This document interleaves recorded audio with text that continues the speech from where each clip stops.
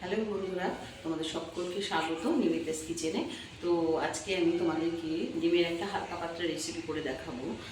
তো একদমই নতুন রাঁধুনিদের জন্য। তো বলবো যে দেখো কেমনভাবেও পাতলা একটা ডিমের ঝোল করলেও কতটা টেস্টি হতে পারে। তো সেটাই তোমাদেরকে আজকে দেখাবো। তো এসো দেখো, এখানে আমার ফোড়নের জন্য লাগছে তেজপাতা, শুকনো লঙ্কা, পাঁচফোড়নের জুড়ে মিশিয়ে। আর তেলের জন্য কিছু লাগছে পেঁয়াজ, টমেটো।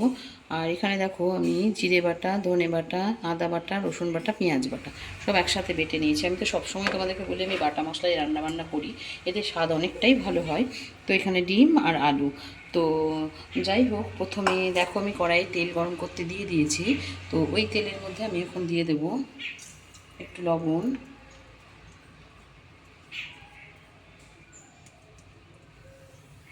আর একটু হলুদ। তো বন্ধুরা, এই লবণ আর হলুদটাকে তেলের মধ্যে ভালো করে মিশিয়ে নিয়ে তারপরে আমি ডিমগুলোকে সুন্দর করে ভেজে নেব।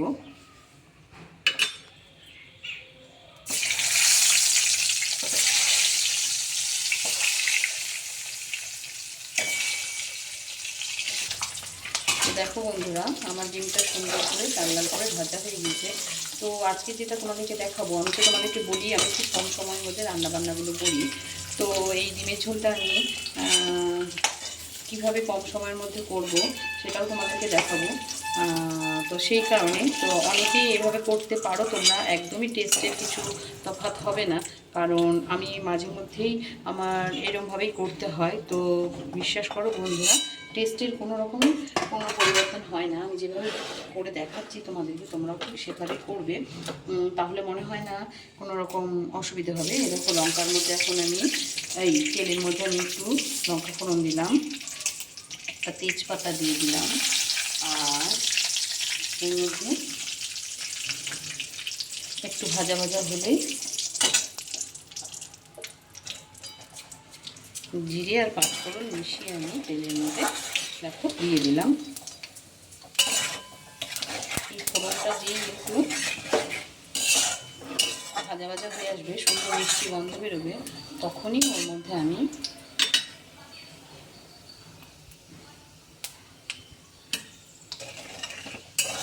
পেঁয়াজ কুচি দিয়ে দেবো। তো বন্ধুরা, তেলে অনেকেই ডিমের ঝোলে মাংসের মতো মশলা দেয়, একদমই দেবে না। তাতে ডিমের ঝোলের টেস্টটা একদম চলে যায়। আমি মনে করি যত কম মশলা দিয়ে ডিমের ঝোলটা করা যাবে কষিয়ে, তো আমার মনে হয় তত টেস্ট বেশি হয়। তো আমি সবসময় পেঁয়াজের পরিমাণটা অল্প দিই, পরিমাণ বুঝে। তো এখানে যেমন আমি একটা অর্ধেক থেকে একটু বেশি, গোটা নয়, একটু দিলাম ফোড়নের জন্য, আর অর্ধেক পেঁয়াজ আমি এখানে বেটে রেখেছি। তো সেই অবস্থাতেই তেলের মধ্যে দিলাম। দেখো, তো হালকা একটু ভেজে নেব। ভেজে নেওয়া, তো হালকা ভেজে নিয়ে এর মধ্যে আমি টমেটো কুচিটা দিয়ে দেবো বন্ধুরা। তো টমেটো কুচিটাকে এবার তেলের মধ্যে ভালো করে চাপিয়ে দেবো। আর এই অবস্থায় সামান্য একটু লবণ দেবো, যাতে টমেটোটা একটু গলে যায়। তো এবার টমেটোটাকে এই পেঁয়াজের সাথে ভালো করে একটু ভেজে নিতে হবে। তো দেখো বন্ধুরা, এখানে টমেটোটা সুন্দর করে পেঁয়াজের সাথে মিশে গিয়েছে। তো এই পর্যায়ে আমি বাটা মশলাগুলো দিয়ে দেবো। তো বাটা মশলার ক্ষেত্রে আমি বলবো বন্ধুরা, তোমরা এই ডিমের ঝোলে আর কি আদার পরিমাণটা একটু কম দেবে, আর রসুনের পরিমাণটা একটু বেশি দেবে। আর ডিমের ঝোলে তাতে আমার মনে হয় ফ্লেভারটা একটু বেড়ে যায়।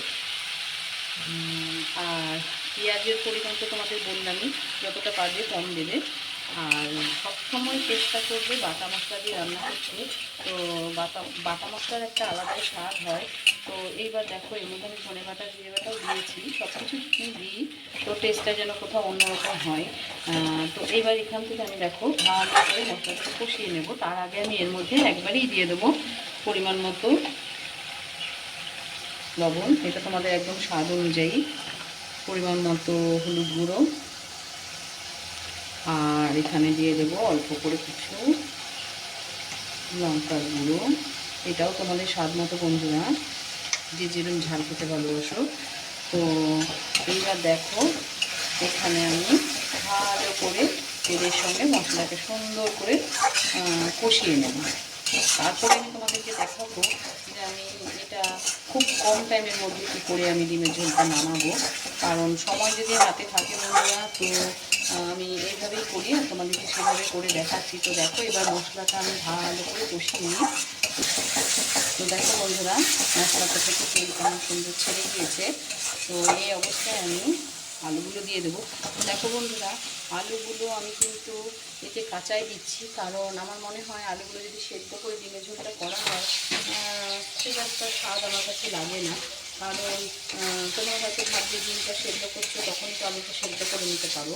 তো আমার মনে হয় এই যে কাঁচা, দেখো আমি আলুটা সবসময় ডিমে কাঁচাই দিই, কারণ কাঁচা আলু দিয়ে মশলার সঙ্গে কষাতে খুব সুন্দর হয়। আর তারপরে দেখো তোমাদের মনে হতে পারে তাহলে তাড়াতাড়ি আমি কী করে এটাকে সেদ্ধ করবো বা তাড়াতাড়ি কী করে ডিমের ঝোলটা করবো, তো সেটাই তোমাদেরকে দেখিয়ে দেবো বন্ধুরা। তো দেখো এখানে খুব সুন্দর মতো আমার আলুটাকে আমি কষিয়ে নিচ্ছি আর 2 মিনিট মতো কষিয়ে নেব। তো দেখো বন্ধুরা এখানে সুন্দর করে আমার মশলাটা কষানো হয়ে গেছে আলুর সাথে।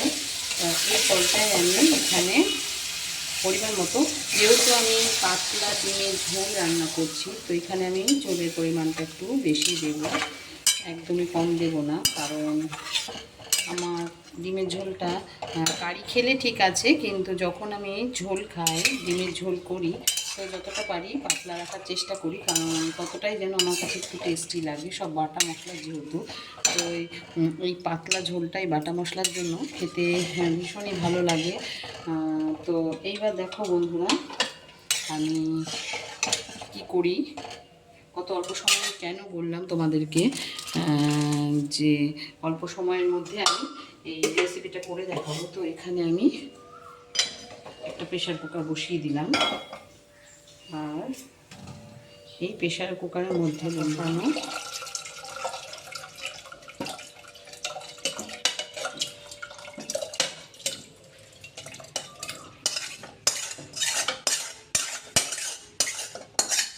এখন সুন্দর মতো কষিয়ে আমি এটা প্রেশার কুকারের মধ্যে দিয়ে দেবো। তো দেখো প্রেশার কুকারের মধ্যে দিয়ে এটাকে আমি একটা মিডিয়াম আছে সেটি করতে দেবো। আর একটা করার আগেই আমি গ্যাসটাকে বন্ধ করে দেবো। তো এই পর্যায়ে আমি এখন প্রেসার কুকারটাকে ঢেকে দিলাম। এর মধ্যে কিন্তু ডিম দেবো না, ডিমটা আমি ফ্রাই করে তুলে রেখেছি। তো দেখো এবার আমি এটাকে বন্ধ করে দিলাম। তো একটা সিটি পড়বে আর একটা সিটি পড়ার আগেই কিন্তু আমি গ্যাসটাকে বন্ধ করে দেবো। তো তো দেখো বন্ধুরা এখানে আমার